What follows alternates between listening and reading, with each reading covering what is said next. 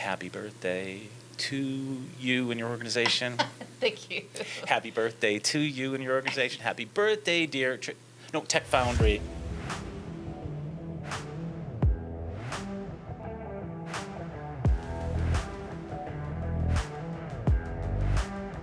It's your birthday. It is. How cool is that? It's very, very exciting. How many organizations do you think? I was going to look this one up because you're supposed to, as an interviewer, you're supposed to look up all the facts. Right. But we can make them up because no one cares. So how many organizations do you think actually make it to 10 years? You know, that's a great question. I don't know. I think with businesses, it's not. That's what I was just going to say. Yeah, but nonprofits, I wonder if it's kind of different. I think it's somewhat unusual for a nonprofit. If you think of most of the nonprofits around here, most of them have been around longer than 10 years. And to your point about business, we know that most startups don't make it. They don't make it past year 2 or 3. It's really, really challenging. And I think for Tech Foundry, this is an initiative of our community. Right? Everybody, many different people. That foundation leads to success. Yeah, I think so. That's neat. Yeah. All right, so this show, the John Garvey Show, is about innovation. So let's start with that. Like, how does Tech Foundry, how has it innovated over the last 10 years? How do you innovate?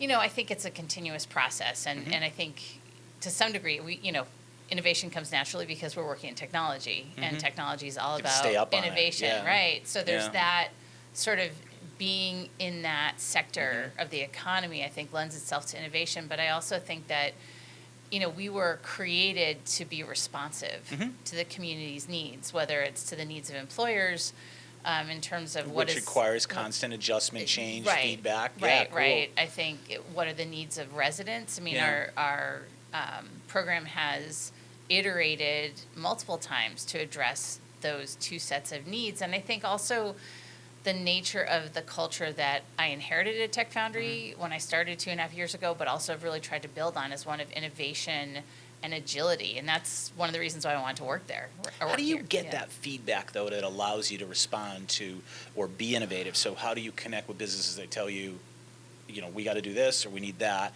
And your audience, how do you get that feedback or that data? That's a great question. So we have strong... You'll hear a lot of great questions on this show. No question, then I'll hear great questions. We have strong relationships with both employer and community partners regionally, but also at the state level, and also policymakers. And so working with those different constituencies to understand what is the state of your business, what is the state of your organization, what are you seeing in the community, talking to our students, talking to subject matter experts about workforce development people, frankly, a lot of anti-poverty organizations that are critical partners to us in the work that we do. And I think that, we want Tech Foundry to have a seat at the table in terms of policy discussions and strategic discussions. And so understanding at a macro and micro level, what are the opportunities to innovate, to address needs, and to capitalize upon the opportunities that exist is part and parcel of what we do every day. So you're always churning, getting information, being at the table, as you said. Interesting. So let's talk specifically about internal, external innovation. And let's start with the perhaps easy one. What innovation do you export to the community? Now, you really have two communities per se, two audiences, right? You have the business, these employers, and then you have the students and I've learned through my Tech Foundry journey, the families are impacted. So what kind of innovation, how does that exude itself? What's the public see and your audiences see? I think I'd answer that question in two ways. I think, how do we export innovation out into the community? Again, I think it's through our involvement in strategic projects with strategic partners to discuss what it is that we're seeing in our environment and help to drive some Tech projects. Hub would be an example of that, right? Because that's pretty innovative, and that's exporting to the community, but also how you guys innovate internally. Let's talk about Tech Hub a little bit. Sure. So Tech Hub was an idea that the team at Tech Foundry developed in the year before I arrived. And so the idea was that we could provide critical hands-on work experience for our students while also supporting the digital literacy and technical support needs of the community. Crazy important, right? Right. Yeah. Oh, both of those things, right? I think for our students, they learn so much when they're in the program, and everyone does an internship. However, many of them are craving more work experience, hands-on experience, and we do labs and that sort of thing, but nothing beats being basically in a technical support center and helping people with their... Right, which Tech Hub is. Which Tech Hub is, right. So it's more focused on everyday users, though, people in the community, yes, it is. right? Yeah. It is. So this idea existed, and then we were fortunate to be part of the Western Mass Alliance for Digital Equity, which was created to address the digital divide that people became hyper-aware of during the pandemic. Yeah.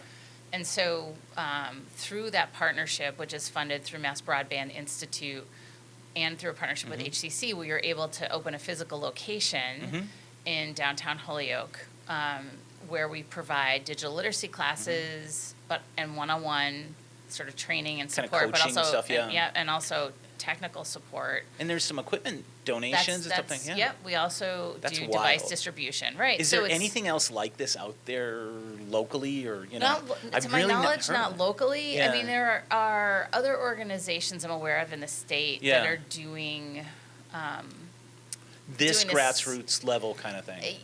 There's one that is more Eastern Mass based. They're doing some work out here a little bit, but their services are more limited. Like we at the Tech Hub offer 26 classes that are taught live, as well as access to an online system. And for us, it's sort of a full circle thing in the sense that not only do our students, both through internships and co-ops and one-year digital fellowships, which we've been able to develop for a limited number of students where they work under the direction of two technical managers, not only are they practicing their skills and giving back to the community, but also we've had Tech Hub participants enroll at Tech Foundry. So they get enough digital literacy that they're now ready to come to Tech Foundry. Right. And so actually I'm super proud to share that our first Tech Hub participant has graduated from Tech Foundry and just got a job in technology. So cool. And we have 4 more enrolled in the current cohort. So it's thinking, when you talk about innovation, it's meeting people where they are in new ways and helping to create pathways, because we don't want the Tech Hub to be this transactional entity. We want to help people use technology to access their goals, whatever those may be.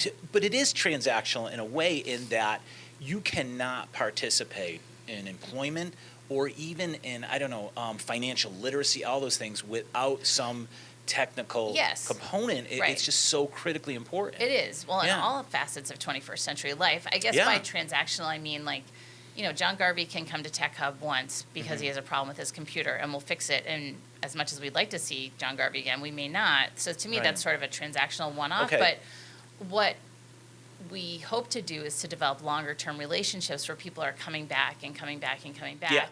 Getting more training, because again, getting a device. Technology changes, innovation changes. Yes, wow.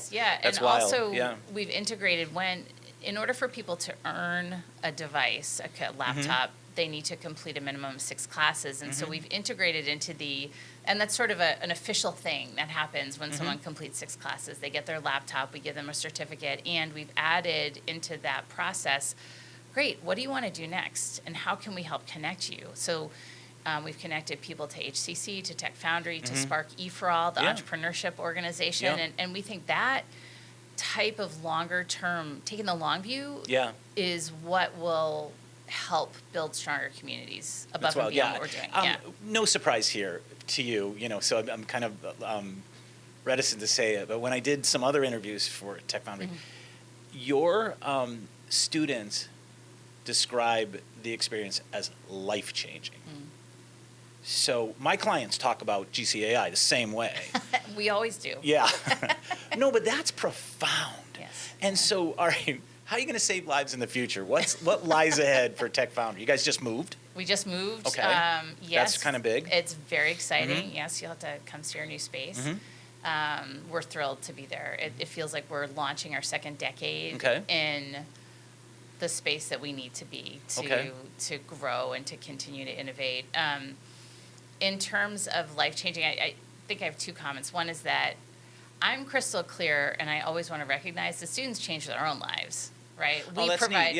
Yeah. I mean, what they do for themselves with a little bit of support from us is consistently amazes me. I mean, truly. And that sounds like hyperbole. I think a little bit of support is an understatement. But the effort, but it's their effort, right? Yeah. I mean, and the sacrifices that they make for themselves and their families to be able to complete the program. I mean, they're really amazing people, and we, as a region, are really lucky that they're now ready to enter the workforce in these technical roles. So in terms of what we want to do in the future, we are bullish in the future in terms of how we can continue to work with the community, whether it's businesses, nonprofits, residents, to create more impact that's life-changing, right? And so for us, we work at the intersection of economic and workforce development. So we want to understand how do we innovate within that framework? What does our region, what does the Commonwealth need us to do and be? Like, we know that we are in the midst of a tremendous workforce crisis. You know, the estimates that we've seen from a variety of research studies in terms of workforce gaps in 2030 range from we need to train, retrain, upskill, find, recruit between 162,000 and 400,000 new workers by 2030. So, we're chipping away. Thanks for taking the time to do this interview. Feels like you should be back at the office. We're chipping away at it. We understand that certainly we can't train all those people, but but it's those imperatives that frame what we do. So when we talk about when we think about what are we going to do next, it's like what does our community need? Right. So William, who you hooked me up with for an interview, and he works for you guys, right? Yes, he's he does, a trainer. So he's like, there should be a tech hub and Tech Foundry in every city in America. So is world domination one of your? Yes. Yeah. No, I mean it is wild when you think about scaling. Yes, we want to scale. Yes, we want to scale geographically, but also when I talk about creating innovation that fits what the community needs, we also want to scale in terms of what we're teaching. Nice. And those decisions and strategies are being developed in collaboration with our partners. We don't operate in a vacuum. And we believe the model that William talked about, we think that that's a really powerful model. Nice. Because it's just this completely interwoven ecosystem of digital literacy, technical support, device repair, IT workforce training, and then if we expanding where they're joined facilities to do both aspects of our program, Tech Hub and Tech Foundry workforce training, but also layering in potentially some additional curriculum. Like, what does that look like? Is it, data, big data? Yeah. I mean, there's a ton of demand for that. Is it certain aspects of cyber? Is it, do we look at coding? And again, we want to be really strategic about how we make decisions. I don't want to duplicate the wheel here. Can't be everything to everybody. Right, or whatever, and better together. Like, we want to partner with organizations that and amplify what they're doing, amplify what we're doing rather than recreate the wheel. So we expect that by the end of this calendar year, we will have made some decisions. We're in the midst of research about what exactly expansion will look like. And so our plan, with a little luck, is to launch additional expansion efforts next year. Cool. So I want to reiterate, I found my Tech Foundry journey to be amazing. And it was great working with you guys. And I also want to congratulate you. I'd sing again, but no one wants to hear that. I congratulate you on your 10-year anniversary. Oh, thanks so much. And good luck going forward. I'm sure I'll be around to hear the success stories as well. Well, we so appreciate our partnership with GCAI. Just call it Garvey. Everyone else does, right? I'm looking right at the sign, GCAI. No, it's been awesome working with you, and I think this is how we get energy, right? Like, it's finding thought partners that you can kick ideas around with and support each other's work. So we're really grateful. Thank you. Good. Thanks for stopping by. Thank you.